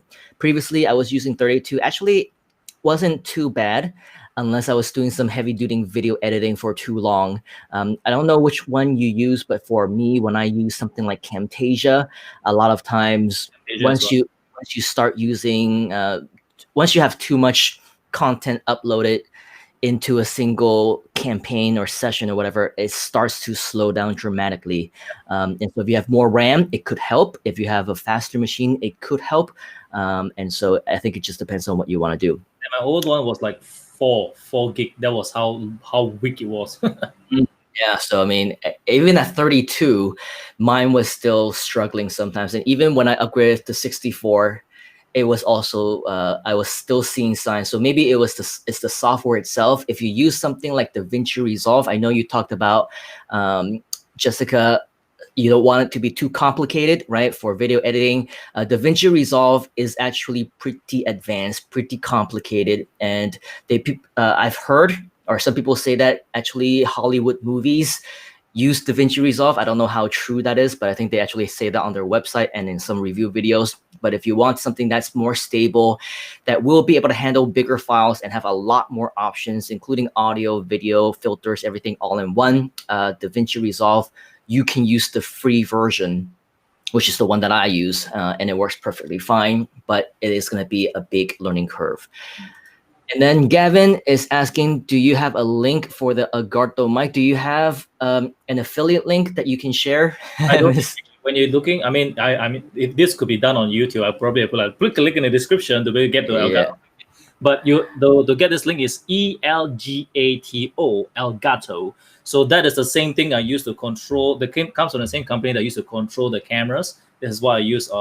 This is what I have. It's called the Elgato Stream Deck. Let me just show you on camera here. I have this little tool over here that I can use to control all the different stuff. You can have a cheaper version of this. You can buy the app that like you can use it on a smartphone to be able to turn your old smartphone. Most people have a lot of old smartphones that they don't actually have any use. You can turn your old smartphone. This is not my question, but I'm going to say it anyway. You can turn your old smartphone into a control pad as well. It's a lot cheaper. But for me, because I like the tactile function and I know the trustability, I don't have to turn it on or to turn on the app, whatever. I just plug on the computer, turn on the computer, it's working. So I like the tactile function as well. So yeah, but for those people who find it's a little bit pricey, and I completely understand why it feels a bit pricey, you can get the $2 app, or there are free options available online, which I can't recall right now. The free options that allows you to be able to create a control pad from an old phone or old tablet. Very cool. Yeah, I myself also have a lot of old phones, and some of them I use for different purposes. Some just for fun, like for playing games, and another one that I put on my I don't remember what it's called, but the thing that the octopus thing. Yeah, the like when you're traveling, right? And then it keeps it from what's that? Steady cam.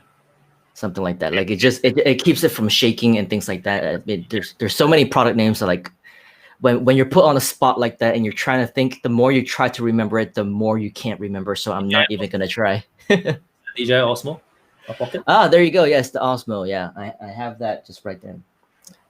You don't need to see it. Goal inspired career strategy coaching. the name. I like StreamYard. You like his name. I like or her name.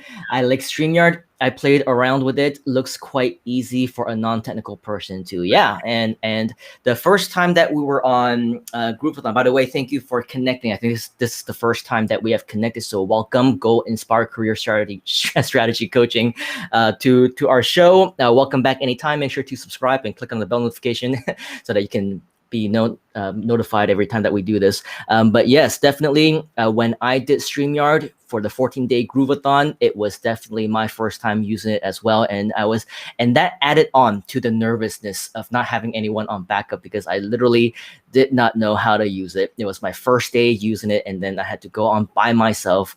And if anything went wrong, then it would have been on me, right? And so it was very, very stressful that first day. But I think. Well done for you to hold on to something that you have never done before and did it live immediately placed onto the platform. So well done, man. Well done. Thank you, thank you. But you were around and things like that, and I think you also showed me a couple of things prior, right? Because I remember we had that personal call. It's like, oh my gosh, they're gonna put me on this whole StreamYard thing. I'm on there for 8 hours on the first day. I have no idea what I'm gonna talk about. I'm not familiar with the technology, blah blah. And then you were kind enough to actually show me inside of your account, and so that definitely helped a lot. One thing I want to say here, Simon, it is not Yeah. that I'm kind enough. I would say is you are humble enough to seek help when you needed it. I think a lot of people are caught in a situation where they feel that they are in a guru situation where they need to know everything and they don't dare to ask for help. There is nothing wrong with asking for help. And I think I got to give you credits for that, right? That you were humble enough to actually just ask. Again, I'm a dude I'm a friend, right? I have no other but you were able to ask, you were humble enough to ask for help. So I think I can give you credit for that. No, absolutely, man. I mean, you had been doing live streams longer. I mean, obviously longer than me because that was my first one, right? But then I've seen you on your live streams, and I asked you about your lights. I asked you about your cool little gadget stuff. So, and I still say that there is a lot more that I have to learn from you because of all the cool tricks that you do. So we'll definitely be looking forward to that. And it has nothing to do with ego or humble. If you need help, right, just ask for it. You don't ask, you don't get. And of course, if you're in the position where you want to help other people, right, guru status or not guru status, you can't help other people unless you are able to help yourself. And you can't help yourself unless you actually know how to do things. And how do you learn how to do things? You learn, you ask, right? You seek out the experts in what they do. And in that particular situation, Asher, you're the expert, and so I'm coming to you, and I will always continue to come to you for live streaming help. Chris is saying, wow, 35 streams, that's a lot. Good to know. Yes, absolutely. I think Gavin is talking about Instagram. Yes, they will block your account. We definitely don't want that to happen. Go Inspired Career Strategy Coaching says good advice about Instagram. Gavin is saying they are in competition with Google and YouTube. I'm sure all the tech companies are in competition against one another, right? And so it is what it is. Go Inspire Career Strategy Coaching. That's kind of a mouthful. Try to say that 5 times fast. GICSE. Not sure why people are so excited about Instagram. You cannot live stream on LinkedIn. They have a long wait list. Yeah, so we're all on that waiting list. She's also saying, plus, if you're not a LinkedIn influencer, they are not going to give it to you right now. Good to know. Probably we'll be waiting for a while for that. You need a marketing strategy. You need to hang out where your users hang out. You cannot be streaming on every network. Thank you for that feedback. Gavin says, make co-host. It's only for Zoom. Yes, Zoom. Yeah, that's another animal. Zoom isn't actually. I think a lot of people wanted to. There have been many people who use Zoom for live streaming. While there are benefits to that, but there are some huge drawbacks. First of all, when you do Zoom and you want to stream onto Facebook or whatever kind of stuff, there's a technical process you need to go through. You need to do RTMP, kind of stuff. If you don't even know what the heck that is, it's scary to even start. Secondly, the other problem is there's a huge delay, right? Even though we're doing a live streaming right now, when we are speaking, there's like a 30 seconds delay. When it comes to Zoom, it can get extremely long. So any comments come in really, really delayed. So if you want to have a live interaction, that is very bad because Zoom is not meant to do live. It's not meant for a live streaming access. It's meant for meetings. They just added that on. So it's not the best experience for live streaming, especially if you want to do, like I mentioned earlier, you want the interaction of the audience, whoever's watching. So not the best experience. So yeah, that will be my take. But that's it. It's like, I mean, it's what all the very big guys use. Like they have a lot of the big meetings, a lot of stuff. But that's for meetings and trainings. If you're doing a live streaming where you just need to interact with different people, YouTube, okay, and this kind of stuff, yeah, but not to use Zoom, because Zoom is not the best thing to do. Yeah. Mm. Very cool. Jeanette from Hong Kong saying hi hi 食完飯啦，食好嘢啊，食蟹啊，母語我你真係冇人性啊。Okay, Chris saying I think Instagram has a big young audience who are growing up and learning, so it's a good platform to teach new lessons as well. Absolutely agree with that. Jessica, thank you very much. She did the research and I guess she found out the bad time zone was 11 p.m. to 11:52 p.m. Malaysia time, which is our time zone as well. Yeah, I guess it's getting late for people who are around here, and then it's also quite early for people elsewhere. It makes sense, but it could have been the bad day as well. Who knows? It could be a wide variety of different reasons, right? Carol says, talking about time, 14:39, which is 2:39 p.m. I need to cook something. I'm hungry. Thanks, guys. Bon appetit. Enjoy your meal. Gavin says, gotta give people a cuddle before you get into bed with them. Long-term content relationship. That's a nice way to put it. What's the link for Restream? You can go to simonleon.com/Restream to learn more about the free trial. And I believe it's either 14 days. Actually, no, I think it's free for life, right? I don't know. I don't remember, but go check it out. It is a free account. I think it is a free for life account. And then you just have a Restream logo branding and then some other limitations and things like that. Annie from YouTube is saying hi. Hey? Yep. Hi. Is it showing on the screen? Yes, it is. It is. It's showing. It is, because It is. for me, now I see it, because for me, it was still showing that Restream link. So there's a little bit of a discrepancy in terms of what you see, what I see, and what other people potentially see as well. So Annie F from YouTube is saying hi. Thank you for joining us. I believe this is the first time that you have interacted. Welcome. Please go ahead and click on the subscribe button and the bell notification on my YouTube channel. The next time that we are on, you will be notified. Jessica says, Simon rocked on the Groovathon, even on day one. Thank you very much. Are you able to see that on your screen, Asher? Yes, I do. Really? Because I still see Annie right now. Pretty. This is so weird. Okay. Chris Unknown is saying, you don't ask, you don't get, so ask your questions here. He. Okay. And then Jessica says, Asher rocked on Groovathon. To watch the replays. Absolutely. You were back for 5 sessions for a very, very specific reasons, because your content just absolutely was amazing. And people, not just me, but also David Lemon and all of our nice viewers, they all want to watch you again and again. So of course, this goes without saying, you are welcome to come back on here anytime as well, because we usually talk about lots of different things. What was the stuff that you wanted to talk about before I really came in and pushed the entire topic out the window? Oh, well, no, it actually, it kind of makes sense, because the original topic was what topics to talk about on live streams. And the main point, though, was that things do go out of topic.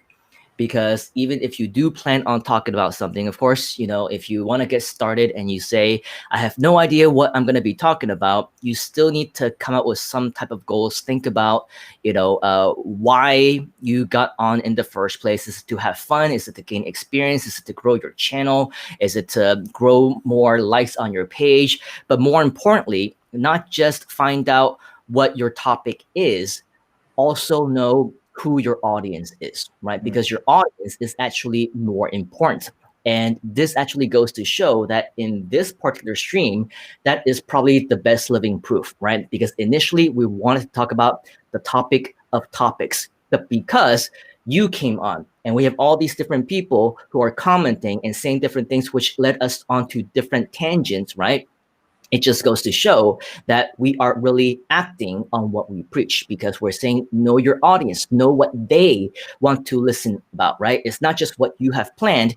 If there are people who are asking you specific questions about different things, that's telling you, right, where they want your live stream to go, where they want the direction for this session to go. And so we go with it. And that's exactly what we've been doing for the past, I guess, again, close to 2 hours now.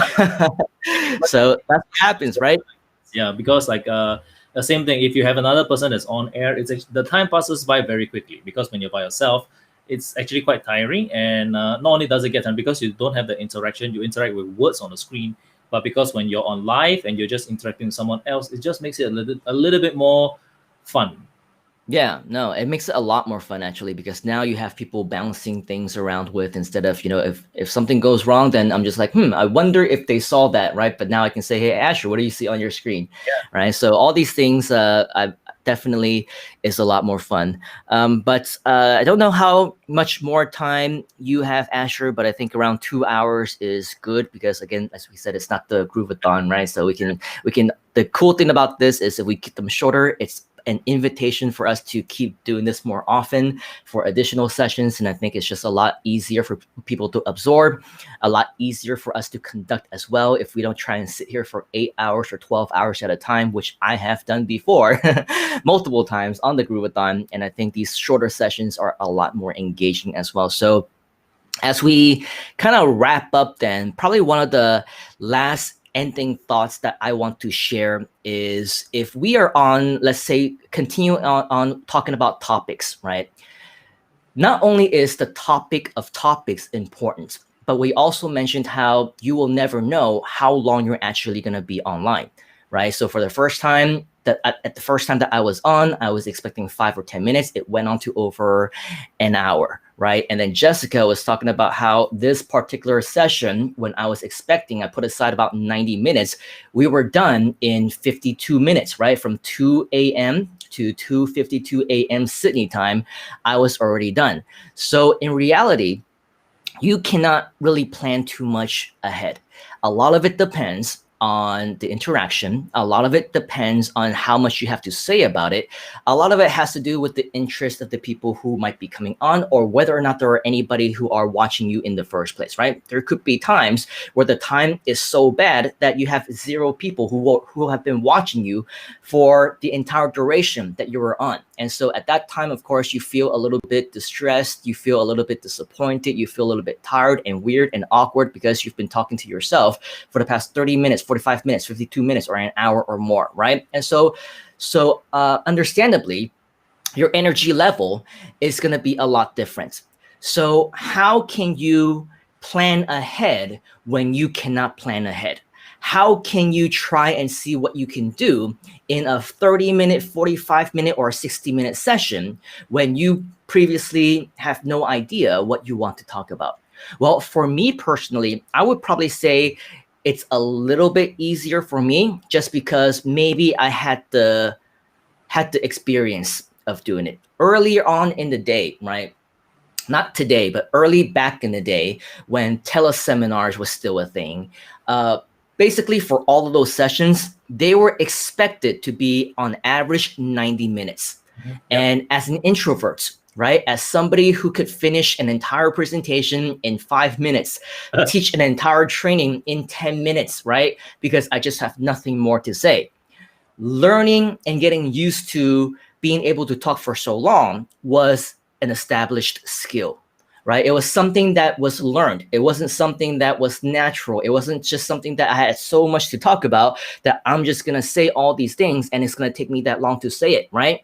I had people who were, again, people I considered to be my friends, but they were also guru level, right? And they were teaching me tricks on, without me asking, because they knew that I was doing teleseminars and stuff. And so they offered. And that really goes to show like what I was talking about, right? If you're friends with them, then they will help you. It's just a win-win situation and you don't really have to ask for it later on. But they were saying, yeah, if you want to,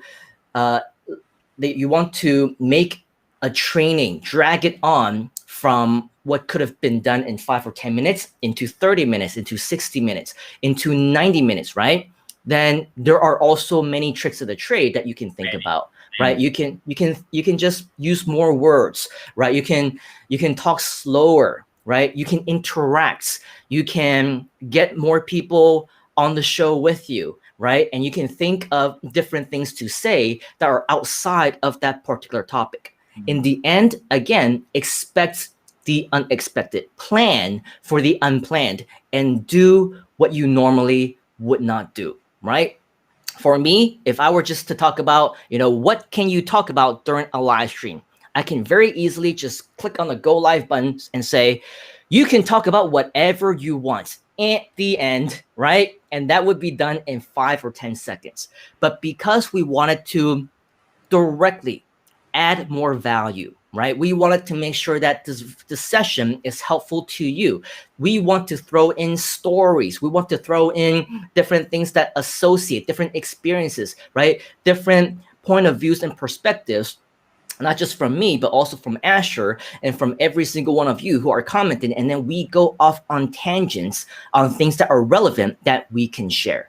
And whatever career path that you want to take, whether you want to become a live streamer, whether you want to do live webinars later on, whether you want to do live in-person events later on when the entire world opens back up and everything is back to normal, right? This is a skill that you need to have, to be able to communicate, to be able to talk, to be able to make sense, to be able to teach, right? And I would say, regardless of your own personality, don't say that I'm not comfortable doing it. Don't say I'm an introvert. Don't say that I don't like to talk, right? Asher and I, if we use these excuses, right, we would not be anywhere near it in terms of our skill level of talking in front of an audience, talking in front of a camera, talking in front of walls, right? That's what we're doing right now. It comes with practice. It comes with pushing yourself to be comfortable with the uncomfortable, right? It comes with making sure that you push yourself to do things that you otherwise wouldn't even think about doing, and you improve along the way. So again, whether you want to become a speaker, you want to do webinars, later on, maybe teleseminars will come back, who knows, right? And for me, I also needed to push myself, because not only do I just do 1 hour or 90-minute sessions anymore, or 2-hour live streams. If I do my live workshops, my live programs, they can last for 1, 2, 3 days or more. I've done 5-day workshops, and it's not just, a few hours a day like what we do here. Is from 9 to 6, and sometimes we over deliver. Okay, so when you're in that kind of position where you are going to be seen as a coach, a mentor, a speaker, a trainer, right, a consultant or whatever, then you need to also use this as a skill to think about your topics, think about how you can drag it on, but not drag it on just to drag it on to fill up the time. Drag it on in a way that will be helpful, that will deliver value to whomever you might be talking to. So at the end of the day, it always boils down back to delivering value, right? If you're not delivering value, whether it's through education, entertainment, or whatever, right? People are not gonna continue to watch you. Yeah. That's why for the 14-day Groovathon, right? People tuned in for 14 days in a row and continued to watch. And even after that was over, they had withdrawals, right? They were saying, when's the next time you're going to be on live? And that's why we started to do these, because we wanted to continue to reach out to you. But that's because we were able to deliver that value. So don't just go live for the sake of going live. Don't create events just for the sake of doing events. Make sure that you're really helping people and making impact in their lives. And so when you know how to do that, in the end, it doesn't matter what your topic is, right? It doesn't matter what you planned. It doesn't matter what you originally wanted to talk about. Just let the conversations flow, continue on with the chats, and the more that you interact, engage, the more value everyone's going to get, the more interesting the topics are going to become. I agree. I think that's something that I think it's something like Gary Gary Vaynerchuk does very well, is that he doesn't listen. He has his pulse on the market. He has his pulse on what people are saying.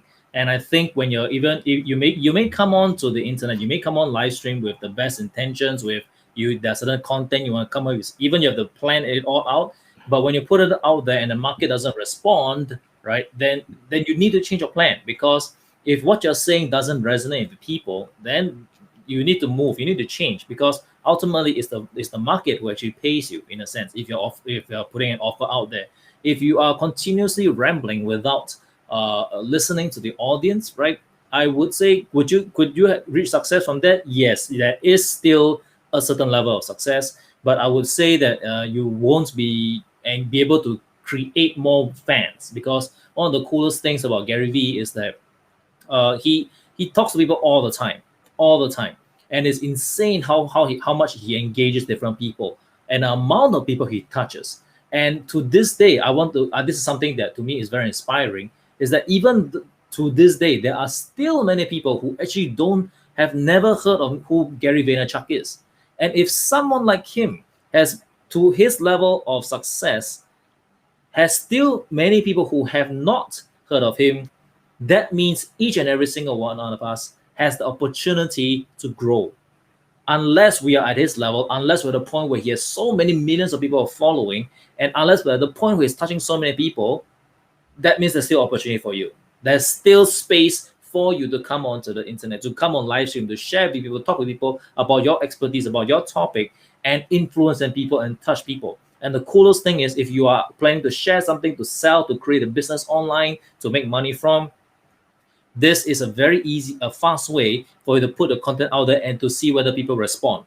If you've been coming online for multiple times talking about the exact same thing, but you have seen no responses, my friend, take a look at take a look at the statistics. If the numbers don't lie, the numbers do not lie. If you have a lot of people coming in to watch, if you have a lot of people coming to watch, and there are consistently zero responses, even though they are saying they're interested, then that means something is off. Therefore, please look at the numbers and change your strategy accordingly. Something I always like to say again and again is that you got to be fixated on your goals, but be flexible on the method. How you want to get to your goal, you can be flexible there. You keep your eye on the goal, but be flexible on how you get there. Look at your numbers. Always look at the numbers, because the numbers don't lie. Yep. And then, of course, if you are delivering value, then people will let you know, and always talk about the things that they respond to. Yep. Jolene is one of my students from Penang, Hobo, Penang Lang, but now she is in KL. So hope everything is going well for you during the CMCO. Take care. PSA, not to get political or anything, but make sure that you put on your mask and wash your hands and all that great stuff, because better safe than sorry, right? Alex is saying, thanks to both of you. Jessica is saying, it's always boils down to delivering value. Absolutely. And of course, if people don't find value in what you are talking about, let them leave, right? They will leave anyway, but then you just let them. It's okay. It means that they're not interested in you. Let them find what works for them. But in the end, we talk about, yes, we try and shift, and maybe if it's something that we want to do, we have a set audience, we have classes, and we have students. We want to make sure that we adjust to what it is that they're interested in, that they invested in. But in the end, if you're doing things like live streams, it is your show, right? So talk about what you want to talk about. And if people are interested, they will watch. And if they're not interested, maybe in this one, let them know that they can always come back later or another time when a topic is right for them. But obviously, we cannot be everything to everybody. It is absolutely impossible. So we can basically just deliver value the very best way that we can. Chris says, add value. On the flow of topics at hand, the trends of life will change. And then Jessica is quoting you. Always look at your statistics. The numbers do not lie. Yep. Be careful what I say. Now, Jessica will quote me. That should be on a t-shirt, right? Jolene says, yeah, I just got a pink strap. Ha ha. Great. I think you should make that your new profile picture on Facebook, because everybody likes to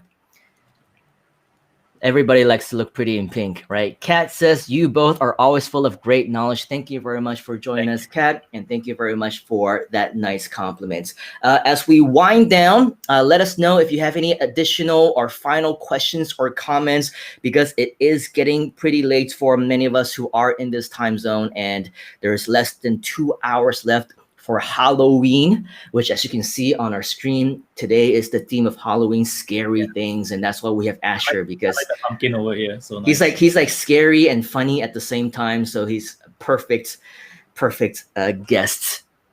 One thing that I noticed also, Asher, if you notice in the comments, right? Yeah. The latest comment from Jeanette is two bunnies, as you can see, holding up a heart, right? Yeah. I can't click on that. I'm clicking on that, but it doesn't show. Okay. So I don't know if that happens on StreamYard, but I guess when there is, The problem is that sometimes you put emoji, you actually can't see it. There's you nothing. can see it. Okay, so maybe there's something wrong with that when it comes to the technological elements on that. But I can't. Emojis kind of screw things up all over, I guess.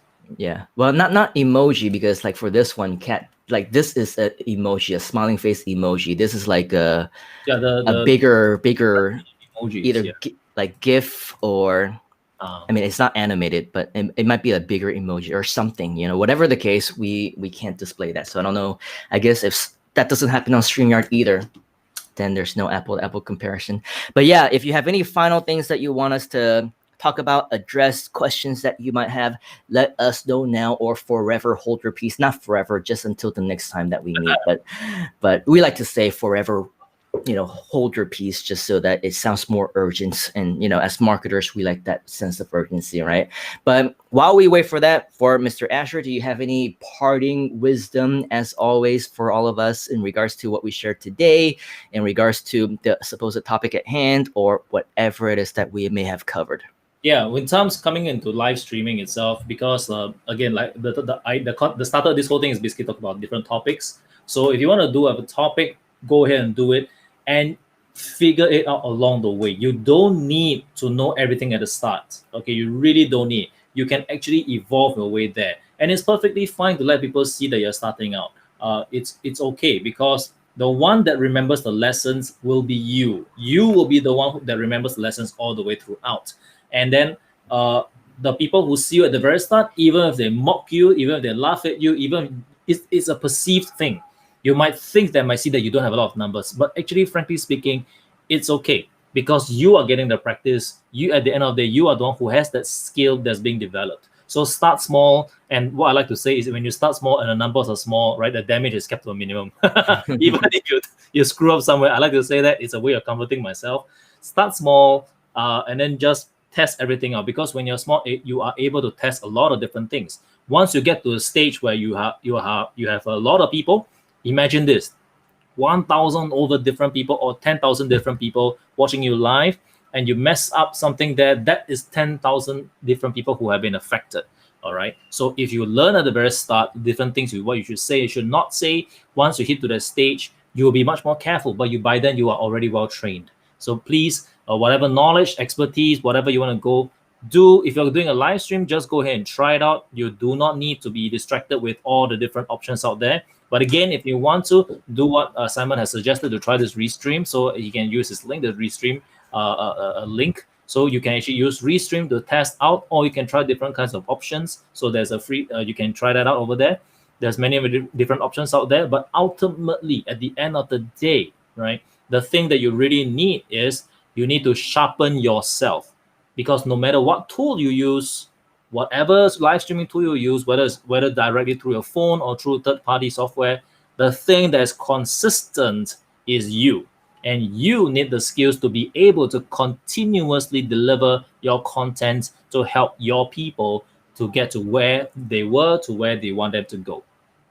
Very wise words of wisdom from the one, the only, literally, right? Wei Yi, Asher Ao. Because if you Google it, you will actually find there is no other Asher Ao in existence, apparently. So you are the one, the only, and very wise words to close us out. Thank you very much, Mr. Asher. Always a pleasure to have you on with us. Let me know your schedules in the upcoming weeks.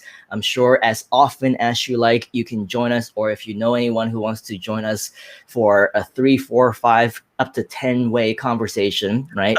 We can always try new things, because if we don't try, we don't know. Just like if you don't ask, you don't get. You don't try, you don't know. We don't know whether or not it can handle 3 people, 4 people, 5 people. If it can handle all 10 people with no problem, right? At some point in time, I think we'll probably want to test all of these things out. But until then, definitely enjoy the rest of your Halloween night. And for those of you who are in the US or just getting your day started, good morning, good afternoon, some of you good evening, but that just means that you have a much longer Halloween day ahead of you. So go trick-or-treating, but don't eat candy. Wear your mask, because that's what Halloween is all about. It's not a political post. It's just saying that, hey, put on your costumes and get with the Halloween spirit. So for all of you who are here in this time zone, have a good evening, have a good night, enjoy the rest of your day or your evening with your family, and let us know what else we can do for you the next time that we come on live. Okay, again, we can come on live at any given time, so keep that link subscribed, as well as light and that bell notification turned on, so that when we do go live, you, of course, will be the first to know, and you won't miss the beginning seconds every time I mess up and have to refresh the page. Now you'll know exactly why that happened. Okay, so until next time, America, Asia, Australia, UK, Canada, Zimbabwe, and the rest of the world. We have also people from India. We will catch you on the next one. Thank you very much, Asher, for joining us. We will see all of you next time. Cheers.